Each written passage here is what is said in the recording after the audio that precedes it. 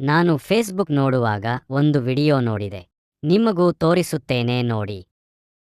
ನಮ್ಮ ಬೋರ್ವೆಲ್ ಇವತ್ತು ಏಕಾಏಕಿ ನಿಂತೋಗಿದೆ. ಒಂದೇ ಒಂದು ಡ್ರಾಪ್ ಕೂಡ ನೀರು ಆಚೆ ಬರ್ತಾ ಇಲ್ಲ. 300 ಅಡಿಗೆ ಕೊರೆಯಕ್ಕಾಗಿರಲಿಲ್ಲ 12 ವರ್ಷದ ಹಿಂದೆ. 120 ಅಡಿಗೆ ಒಂದು ಗ್ಯಾಪ್ ಸಿಕ್ಕಿತ್ತು, 270 ಅಡಿಗೆ ಒಂದು ಗ್ಯಾಪ್ ಸಿಕ್ಕಿತ್ತು. 12 ವರ್ಷದಿಂದ ಇದೊಂದೇ ಬೋರ್ವೆಲ್ ಇಂದ ನಾವು ಅಡಿಕೆ ಗಿಡ ಮತ್ತೆ ತೆಂಗಿ ಗಿಡನ ಮೇಂಟೈನ್ ಮಾಡ್ತಾ ಇದ್ದೋ. ಆದ್ರೆ ಇವತ್ತು ಏಕಾಏಕಿ ನಿಂತೋಗಿದೆ. ಒಂದೇ ಒಂದು ಡ್ರಾಪ್ ಕೂಡ ನೀರು ಬರ್ತಾ ಇಲ್ಲ. ಈ ಬೋರ್ ಹೋದ ವರ್ಷನೇ ನಮಗೆ ಮುನ್ಸೂಚನೆ ಕೊಟ್ಟಿತ್ತು. ಏನು ನಾವು ಜಿಎ ಪೈಪ್ ಬಿಟ್ಬಿಟ್ಟು 7.5 HP ಮೋಟರ್ ಬಿಟ್ಕೊಂಡಿದ್ವಲ್ಲ, ಅದಕ್ಕೆ ನೀರು ಸಾಕಾಗ್ತಾ ಇರಲಿಲ್ಲ. ಅವಾಗ ನಾವೇನ್ ಮಾಡಿದೋ ಅಂದ್ರೆ ಸಿಂಗಲ್ ಫೇಸ್ ಮೋಟರ್ನ ತಗೊಂಡ್ಬಂದು ಬಿಟ್ಟಿದ್ದು. ಸೊ ಅದ್ರಲ್ಲೇ ಇಷ್ಟು ವರ್ಷ ಮೇಂಟೈನ್ ಮಾಡ್ತಾ ಇದ್ದೋ. 1-1.5 ವರ್ಷದಿಂದ ಮೇಂಟೈನ್ ಮಾಡ್ತಾ ಇದ್ದೋ. ಆದ್ರೆ ಇವತ್ತು ಸಿಂಗಲ್ ಫೇಸ್ಗೂ ಕೂಡ ನೀರಿಲ್ಲ. ಇನ್ನು ಬೇಸಿಗೆನೆ ಶುರುವಾಗಿಲ್ಲ, ಆಲ್ರೆಡಿ ಈ ರೀತಿ ಆದ್ರೆ ಹೇಗೆ ರೈತ ವ್ಯವಸಾಯ ಮಾಡೋದು?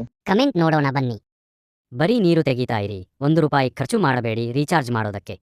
ಮಳೆ ನೀರು ರೀಚಾರ್ಜ್ ಮಾಡಿ ಸಕ್ಸಸ್ ಆಗುತ್ತೆ. ನಾವು ಮಾಡಿದ್ದೇವೆ, ಸಕ್ಸಸ್ ಆಗಿದೆ. ಇಂಗು ಗುಂಡಿ ಇಲ್ಲ ಅಂದ್ರೆ ಇದೇ ಪರಿಸ್ಥಿತಿ. ಕಡೆಗೆ ನಿಮ್ಮದು ಇಂಗು ಗುಂಡಿ ಅಂದ್ರೆ ಬೋರ್ವೆಲ್ ರೀಚಾರ್ಜ್. ಎಲ್ಲ ರೈತರು ಇಂಗು ಗುಂಡಿಯನ್ನು ಅನುಸರಿಸಬೇಕು. ಇಲ್ಲವಾದರೆ ಮುಂದೆ ಇನ್ನೂ ತುಂಬಾ ಕಷ್ಟ ಆಗುತ್ತೆ. ಒಂದು ಸಾರಿ ನಾವು ರೀಚಾರ್ಜ್ ಮಾಡಿಸಿದರೆ ನಾವು ಎಷ್ಟು ವರ್ಷ ಬೇಕಾದರೂ ನೀರನ್ನು ತೆಗೆಯಬಹುದು.